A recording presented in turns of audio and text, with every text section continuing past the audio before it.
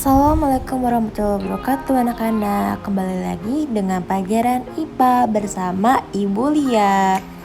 Nah, gimana kabar kalian hari ini semuanya? Semoga dalam keadaan baik ya. Karena lagi banyak penyakit, jadi kita harus menjaga kesehatan. Nah, sebelum belajar kita lebih baik berdoa terlebih dahulu dan persiapkan alat tulisnya. Pada pelajaran hari ini kita akan membahas yang pertama, membuat magnet. Yang kedua, membuat magnet dengan cara digosok. Yang ketiga, membuat magnet dengan cara induksi. Dan yang terakhir, membuat magnet dengan cara dialiri arus listrik. Tolong disimak ya. Oke, kita akan bahas materi yang pertama, yaitu membuat magnet. Oke, sebelumnya Ibu mau tanya dong, ada yang tahu nggak ya cara membuat magnet kayak gimana? Apakah ada yang tahu? Nah, kalau nggak ada yang tahu, kita bahas yuk. Jadi, magnet itu adalah logam yang dibuat menjadi magnet. Nah, membuat magnet itu dapat dilakukan dengan 3 cara. Yang pertama, dengan cara digosok, yang kedua, diinduksi magnet, dan yang ketiga, dialiri arus listrik. Tolong dilihat gambarnya di samping ya.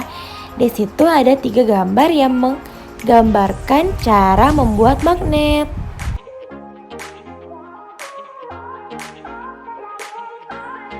Cara yang pertama adalah pembuatan magnet dengan cara digosok. Pembuatan magnet dengan cara digosok adalah pembuatan paling sederhana. Bahan yang digunakan haruslah bersifat magnetis.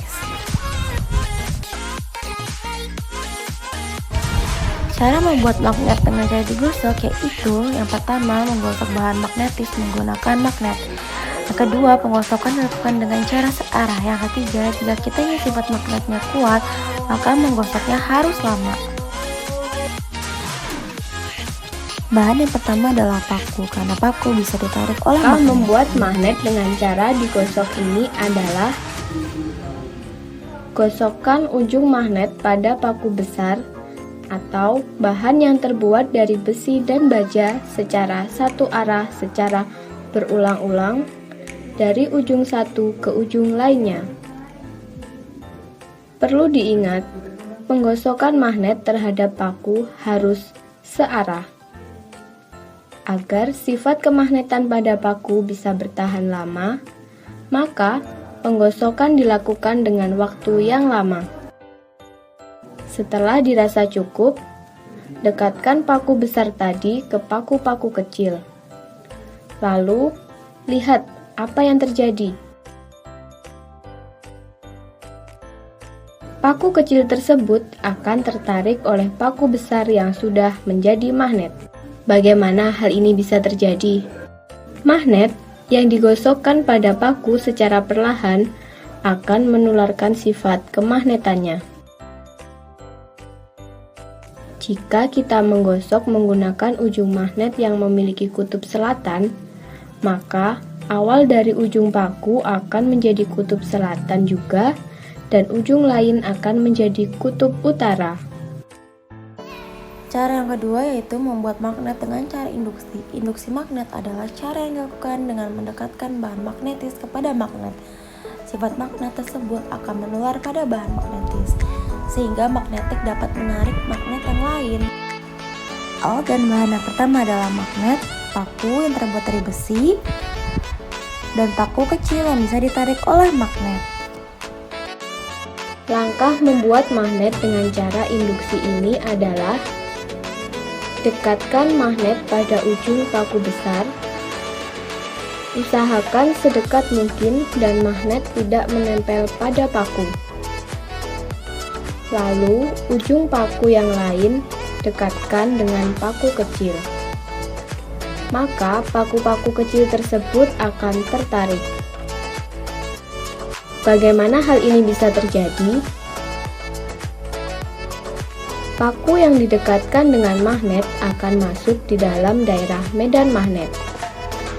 Hal ini menyebabkan paku besar tersebut memiliki sifat kemagnetan. Sehingga bisa menarik paku-paku kecil atau benda yang terbuat dari besi. Sifat kemagnetan pada paku besar akan hilang jika paku tersebut sudah tidak berada di daerah medan magnet. Jika besi didekatkan oleh ujung magnet yang berkutub utara, maka ujung besi akan berkutub selatan.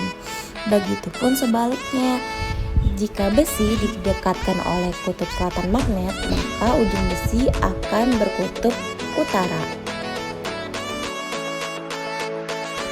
Cara yang terakhir adalah membuat magnet dengan aliran listrik.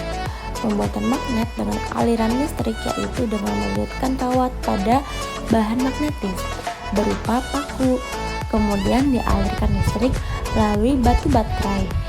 Kawat berfungsi untuk mengalirkan listrik, benda magnetis akan menjadi magnet. Benda magnet dapat digunakan untuk menarik benda lain. Bisa dilihat gambar di samping.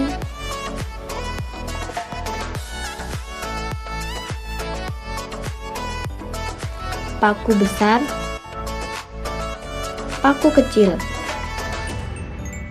Langkah membuat magnet dengan cara dialiri arus listrik ini adalah lilitkan kawat pada paku yang sudah disiapkan.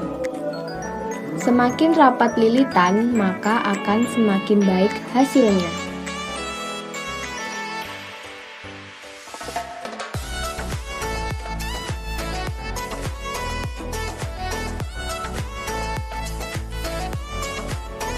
Jika kawat sudah selesai dililitkan di paku, selanjutnya tempelkan ujung-ujung kawat di masing-masing ujung baterai. Kemudian, dekatkan paku ke paku-paku kecil. Lihat apa yang terjadi. Paku kecil akan tertarik oleh paku besar yang dililiti kawat. Bagaimana hal ini bisa terjadi? Kawat yang dililitkan pada paku berfungsi untuk mengalirkan arus listrik dari baterai. Hal inilah yang menyebabkan paku tersebut menjadi magnet.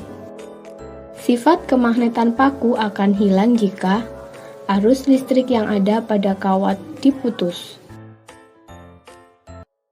Sekian pelajaran hari ini, kurang lebihnya mohon maaf. Terima kasih anak-anak. Wassalamualaikum warahmatullahi wabarakatuh.